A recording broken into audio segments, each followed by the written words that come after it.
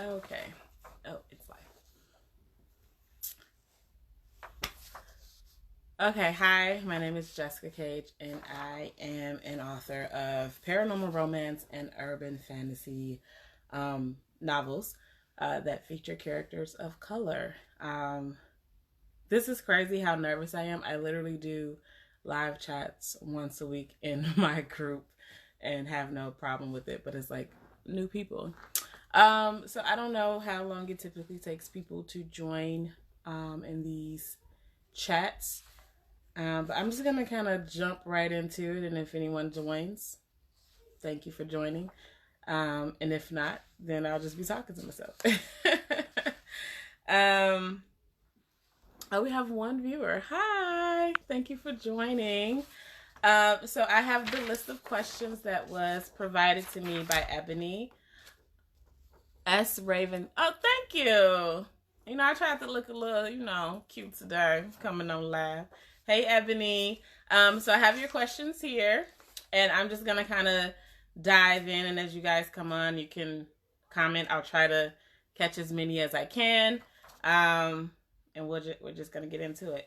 So the first question on this list is: apart from writing, what goals do you want to achieve in life? That's a good question. Apart from writing, I really want to be in a position to influence youth. I do a couple events here in Chicago every now and then that I want to do more of, where I go into schools to talk to young students about their creative passions.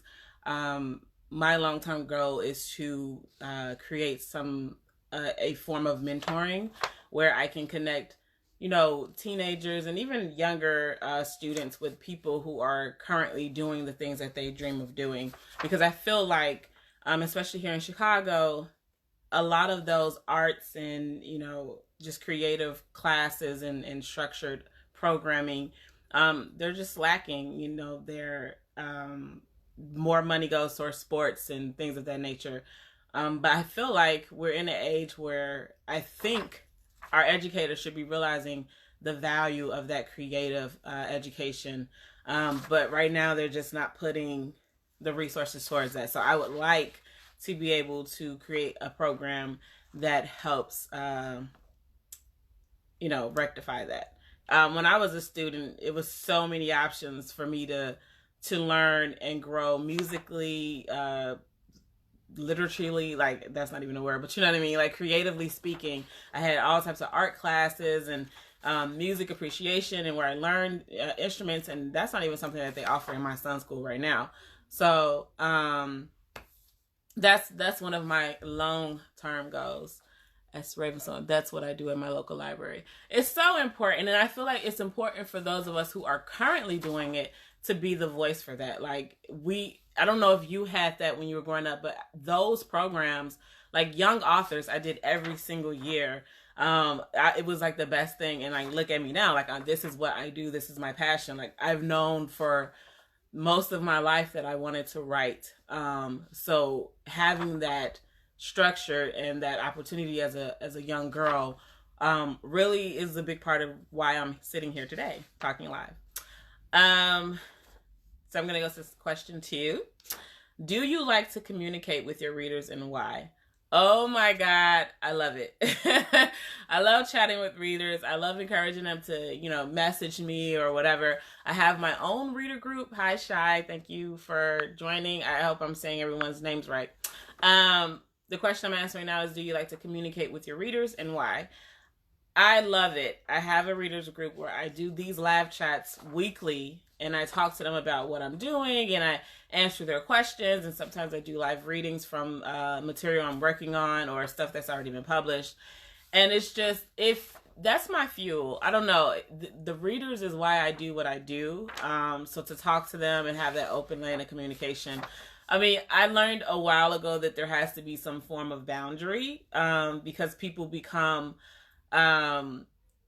they feel like they're entitled to so much of you, so you do have to have a boundary of it. But I absolutely love it. I enjoy the communication and the interaction, because not only does it help me learn more about my readers, you know, it tells me what they're enjoying in my stories, what maybe they want more of, and it pushes me to, it's a motivation for me. It pushes me to keep going. I feel like authors, we all have these days where we're just like, oh, I'm crap. Everything I write is crap and no one's ever going to read it. Even though the sales are still coming in and, you know, you're still getting reviews and stuff, it can be hard. So I really enjoy reading and talking, and I'm stumbling over words. I'm trying to like read what you guys are writing and then talk at the same time. Shai says, can I be vain and shallow and say that I love that you have a life-size book cover behind? Yes. This is my characters from my book. I love them so very much. This banner goes with me everywhere I go. When I do events, when I do live chats, they're always here. I have other ones of different characters. Right now, my world is kind of in there, so it's pretty much up all the time. It's good, and I have little ones here that I'm actually going to be sending out to some readers. So if anyone would like to get one of these, let me know, and I'll send you one as well.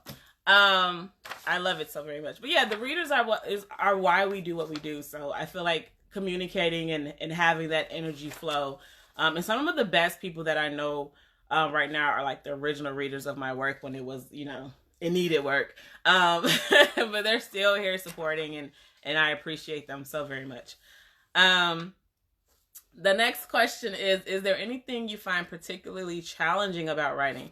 Oh my God. So I just posted about this. I used to be I struggled so much with like battle scenes and like the action. Like I would be so good at like building up to like this big thing, and then it'd be over in the page, and then my readers are like, what the heck just happened? Like we spent, you know, 200-300 pages waiting for this moment, and then it's over in a flash. So that has been one of my biggest challenges as a writer, like not rushing through the good part at the end of, like, you know, that peak of the book where like everything's coming to, and this is, you know, this is what we're here for. I used to rush through that. So I have to still be mindful of it when I get to that point of the book. Like I have this wall of post-it notes right now where I'm working on one of those scenes, and I have to do it this way or I'm gonna rush through it. It's not gonna be correct, and readers are gonna be like, okay, what's going on? You're messing up again. I love the process. It's just, I would get there and be like, battle over, and people would just be like, okay, what? Why is it over so quickly? Give us more. So I'm getting better at that. What's next? How long does it take you to write a book? It really depends. I've written books in a few weeks. I've written books in 6 months. I've been working on a current book for a year. I've been working on the one book right now for over a year. It just depends on the book. It depends on the characters. It depends on the storyline. Like all of that really matters. So some books I can pop out, like I said, in a few weeks, and some of them are a little bit more intricate.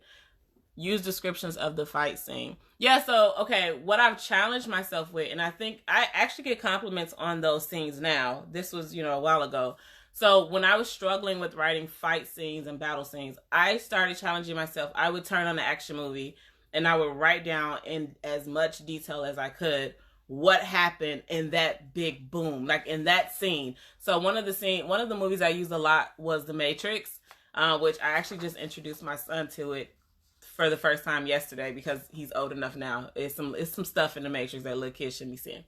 But that was one of the movies that I would sit down and I would watch the scene and I would pause it and write and play and pause and write and play, just so I can see if when someone reads this on a piece of paper, like I would hand it to my mom or friend, whoever, read this and tell me how it looks in your head. And if my mom couldn't tell me this sounds like the scene from The Matrix, like it was trash. Like, nope.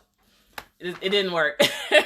So that's what I did. And I did it with a ton of different movies. I did it with a lot of fantasy movies that involve like dragons and stuff because I write fantasy and I wanted to be able to describe the motion of the wings and like all of that. So I challenged myself because I want to paint a picture in my readers' minds. So I feel like I'm good. I was so good at that with everything else, and then I would get to the fight scene, and it was just lacking.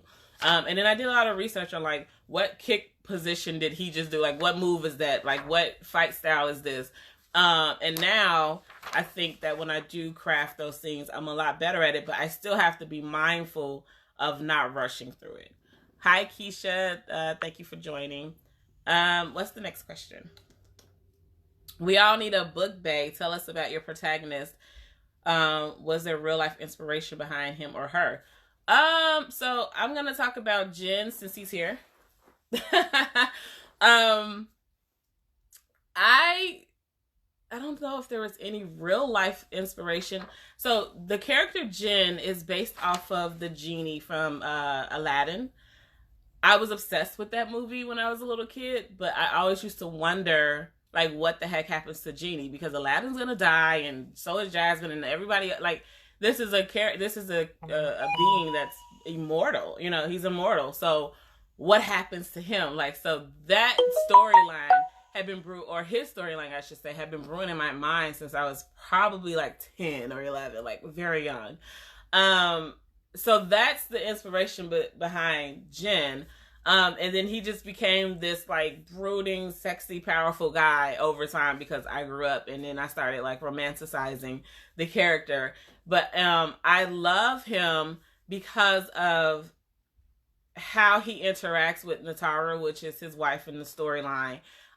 They have this relationship where both of them are strong, like they're both strong in their own right, but they allow the other person to be strong when necessary. You know what I mean? Like, so Natara can be soft when Jen is like, you know, in his bravado, like, you know, I'm the man mode. And then he knows when to back down when she got her whip out and she about to, you know, shut it down. So I don't know. The real life inspiration behind Jen though was the genie, was my infatuation with him as a very young girl. I'm trying to make sure I don't skip any of the questions. Yes, please put it on. The book right now is free.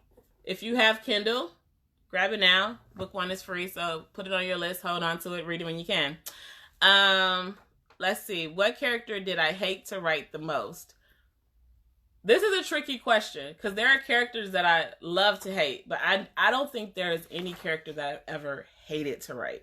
Like even the worst of the worst characters that I've written are like, I loved writing them. I was just talking about this in my group because they asked what was my favorite character to write. And one of my favorite characters to write was probably the worst possible person. He's a warlock who did so many dirty things and caused such a big ripple effect of just chaos from his actions. And as horrible as a person that this man is, I loved writing him. I loved kind of diving into his psyche and researching like what would make a person do these type of things, and just kind of understanding like what the hell is going on with this man. Excuse me, language, sorry. But I loved writing him. I don't think I have hated writing any character, even the toughest ones. I don't think as an author you have to find that joy in it, because if you start hating a character, like to hate to write it means that this isn't a character I should be writing about, in my opinion. Like if I'm hating the process of writing you, then I'm like, no, I need to, you shouldn't be in this. I have Jen on audio now. Yes, please listen. Jen is on audio now, and Natara is actually starting recording tomorrow. So yay. Very excited about that. What was your first published work, and tell us a little bit about it. So I tried to be prepared with this, and I came with questions and books. So this is my first published work. It's called Revitalized. It's the first of the High Arc Vampires. This was my introduction to being a published author. I was pregnant and on bed rest, and I was sitting there and I had all these little stories in my mind. And I'm like, you know what? It's time for me to do something. I'm pregnant with this child, and I want him to grow up and to believe that he can do whatever he wants.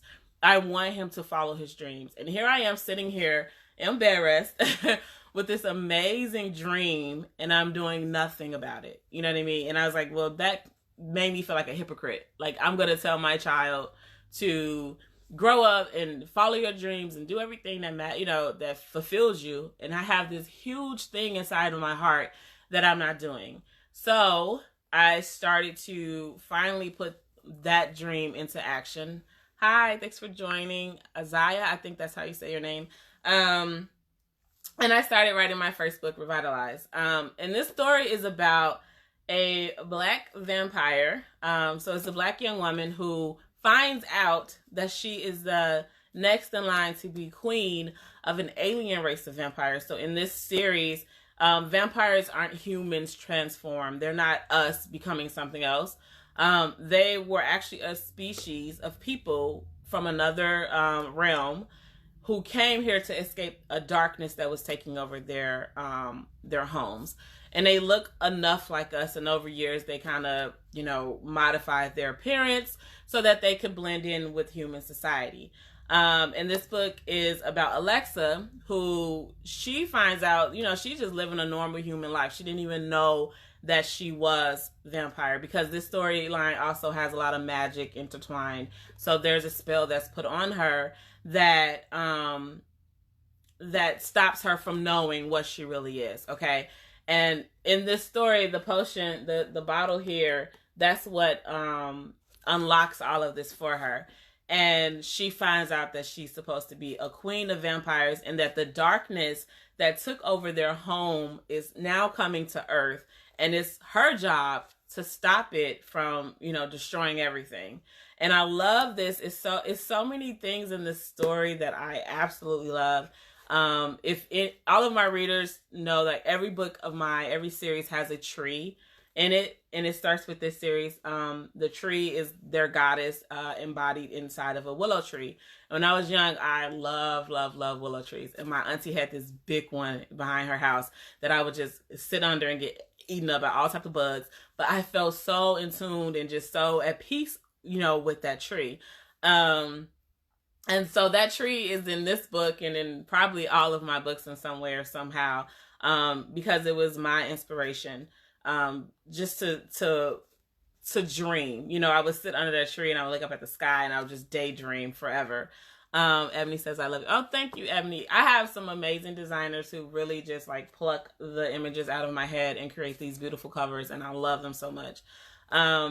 But yeah, so the inspiration was like, I grew up loving vampires and just sci-fi everything with my mom and my family. So that was me like creating my own that has Black characters. And also because I wanted a female of power. Like, there are men in this book, but it's really about the women. The whole series is about these 5 females who have to kick ass and save the world. And the men are there, but they're really just cheerleaders. They're not like swooping in to save the day or anything. And it's because of stories like, and don't get me wrong, as much as I love Twilight, honestly, love the whole entire thing, I really just hated how those men were always telling Bella how she felt and what she wanted. And, I'm like, this is she know what she wants. She know how she feel. And it bugged me. So I decided I wanted to create something that had, powerful women and Black women and vampires. So that's this story here. Okay. What's the next question? What was your favorite chapter or part to write and why? So I'm assuming that this question is for this book. My favorite part of this would be when she connects with their goddess. It's an amazing scene where she is literally lifted. Her spirit is taken from her body and she's brought into the spiritual realm where her goddess and all of the prior hierarchs, which is what they call their queens, all of the prior queens welcome her into the fold. And it's this spiritual like bonding moment.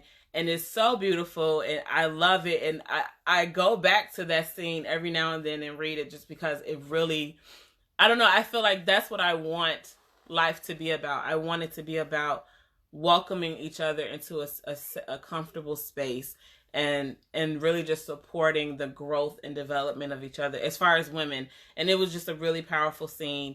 And yeah, it's to this day, it's one of my favorite scenes I've ever written. Let's see. When did you first realize you wanted to be a writer?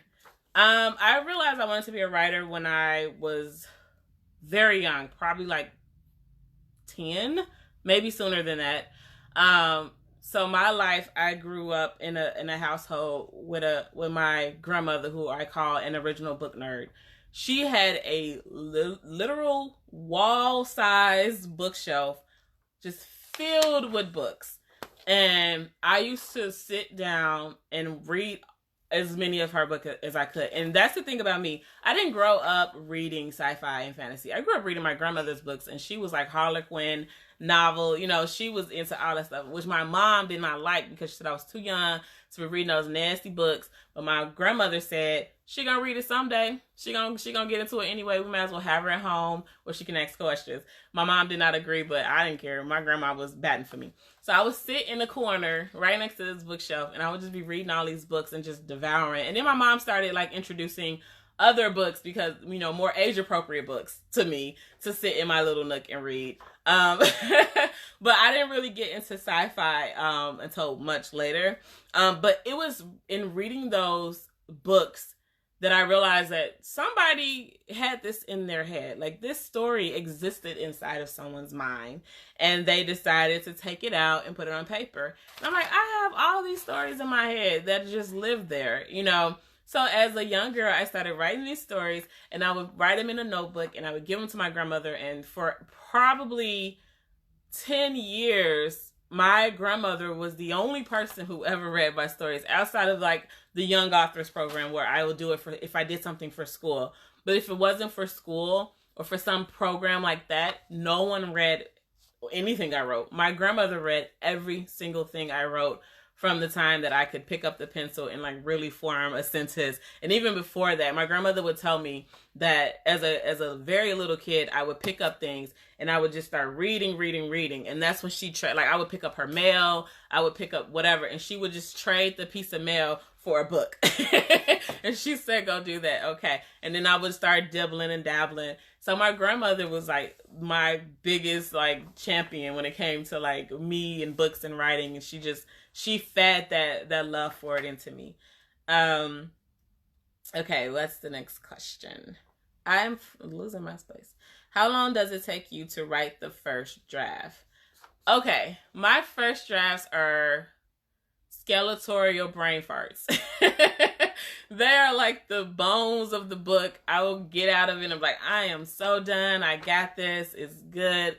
Write a first draft in a few weeks and I feel like I'm a champion. And then I'll pick it up and I'll be like, okay, there's no fat, there's no goodness, there's no nothing. So I can knock out a first draft pretty quickly. It's the revisions and the fattening up of the book that I feel really gets the story where it needs to be. Half the time I feel like I can't qualify my first draft as a true first draft, because I'll literally get to chapters and it's just like some bullet points and like a couple good a couple good paragraphs, some more bullet points. So I feel like maybe that's just a really fatty outline. I don't know if it really counts as a chapter. Excuse me. Let's see what's next. What was the first sci-fi paranormal fantasy horror that you ever read, and how did it influence you? Okay, so as I said, when I was younger, I read not fantasy paranormal horror. When I was first influenced by this genre, it was through film. It was through movies with my mom. So my love of books came from my grandmother. My love of this genre came from my mother, who was a huge movie buff. She hosted what we call Sci-Fi Saturdays. We would sit at home. My throat is like giving me some issue. Sorry. We would all come over, and it got to a point where it was just really me, my mom, and my brother. But we would get together. She would have food and chips or whatever. And we would just spend our Saturday in front of a TV and watch, alien and vampires and fairies and magic and all of that. And I was just like, this is amazing. Like, watching these things play in front of me was just Awesome. I didn't get into reading fantasy and paranormal books until I was in my teens. So when I was young, it was all like romance and mysteries. I loved mysteries when I was little. And then as a teenager, I got into fantasy, and my first fatty series that I read that was fantasy was the, oh my god, what is it called? I'm drawing a blank. That's sad. It was a series about like vampires and alchemy. Oh my, Midnight Dance, something like that. Blank. But it was the first one, and then from that series I got into like Rochelle Mead and a lot of of the popular genre authors. And then from there, I found L.A. Banks, and I was so hurt that I didn't know about L.A. Banks earlier in life, because she is everything that I want to be as an author. And I found L.A. Banks and Octavia Butler, and the thing was, I was introduced to Octavia Butler in grade school by a teacher, but I wasn't really receptive to it at the time. It wasn't until I was in my teen years and just older and realized that the importance of like seeing myself in the pages, you know what I mean? I just wanted to read. It didn't matter. But when I got older and I was reading all these like fantasy books, I'm like, okay, where are all the black people? Where are all the, you know, the black vampires and dragons? And I'm reading everything. And every time there was a character that was sound like they were of color, they would be very minor or they would disappear really quickly. And then I found L.A. Banks, and I found L.A. Banks through a friend, and I was just like, this is everything. And Octavia Butler, I'm like, this is everything. Like, what, you know, and I just recently got into N.K. Jemisin. I'm like, how did I not know about her forever, you know? So it's amazing to see how we get into finding more of us out here nowadays than it was. So very hard back then to even ask the question. But that is like a blend of my life. The movies from my mom, that introduction to the fantasy realm. My mom is a big fantasy buff. She's read all of my books. And one of like her approval is important to me because I know that this is her world. But the books itself, writing, like I said, came from my grandmother. Last question. What are you working on now, and when can we expect it? I am working on a ton of stuff for 2021. I'm sorry. Okay, Ebony, I will answer that shortly. Right now, I'm working on finishing up the Gem Rebellion series. It is going to be a 10-book series with 4 novella companions, so 14 books total. And I am working on book 7 of that series now. Book 6 comes out in June 1st. So start the series for free. I'm also working on some anthology releases. I have a brand new series that is going to be about sin, so that's amazing. It's going to be about black witches and magic and just a lot of sexiness that I'm kind of really excited to be back into the world of like the sexiness, because the Gem Rebellion series does not have that heat level to it. But I'm excited for that. I'm also working on the continuation of the Siren series, which is like my hottest level of writing. That the book 4 will be coming out later this year. I'm excited. I shared the new covers. I think some of you saw them. I shared the new cover for the Siren series. So amazing. My designer did an amazing job of reworking it. This used to be the cover here. So I'm waiting for the print of the new covers to come. I'm very excited for that. Ebony says, tell us something we don't know about your heroes. What makes them tick? So for the Gem Rebellion series, they all have their own thing that they're fighting for. Jen is fighting specifically for love. Okay. He didn't care about what was going on in his world. The world was a horrible wreck. Like everything's falling apart. He's like, I don't care. But then he found out that the woman he thought died was still alive. So his motivation was the love for Natara. He wants to save her and make sure that she's okay because he feels responsible for, you know, where she is in her life right now. Natara, she cares about freedom. She just wants to be able to be free to live her life the way she desires. You know, she wants to build a family. They had all of these dreams for their lives, and they kind of got ripped away at the hand of Degal, who is the evil warlock I talked about earlier.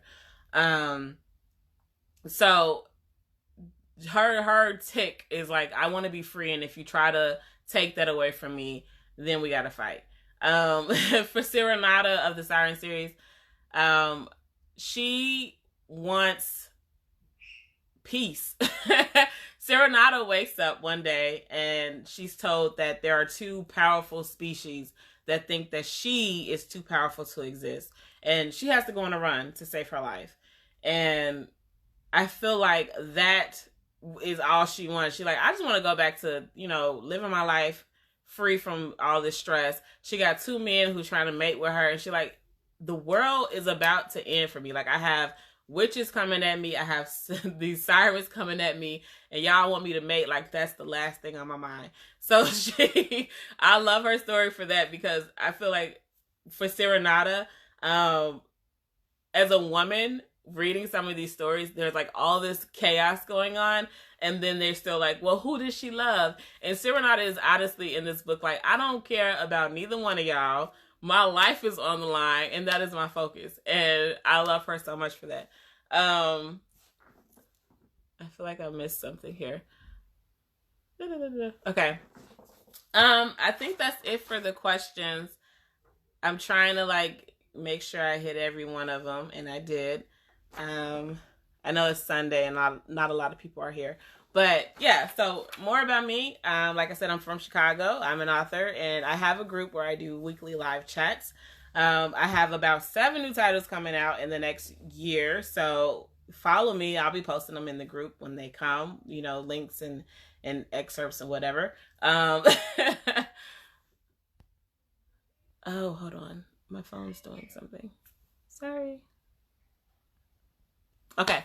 But yeah, so I'll hang out for a couple minutes to see if anyone has questions or whatever for me. And if not, then I'm going to call it a day.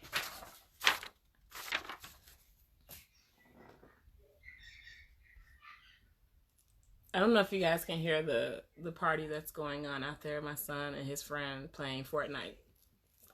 They're so loud. Okay, well, it doesn't look like we have any more questions, so I'm going to wrap it up and say thank you to Ebony for having me here. Everybody, if you can, if you please, go out and download Jen. It is currently free to download on Kindle, so you can start the series, with 0 pennies out of your pocket. Book 6 comes out this June. Super excited about that, so keep an eye out. I will be posting more information about it as we get closer to the date. Thank you for joining, and I am going to head off and finish my Sunday, trying not to hear all the Fortnite fun. So, hi, Ainsley. Oh, I don't know if Ainsley. Hi, Ainsley. Thank you for joining. I answered all of Ebony's awesome questions on her list, and I was just wrapping it up. I'm going to go and take care of my son and kick him off his Fortnite game. No, I won't. I'll let him play. It's Sunday. He can have fun. All right. Thanks for having me. Pick up Jen, currently free on Kindle. Bye.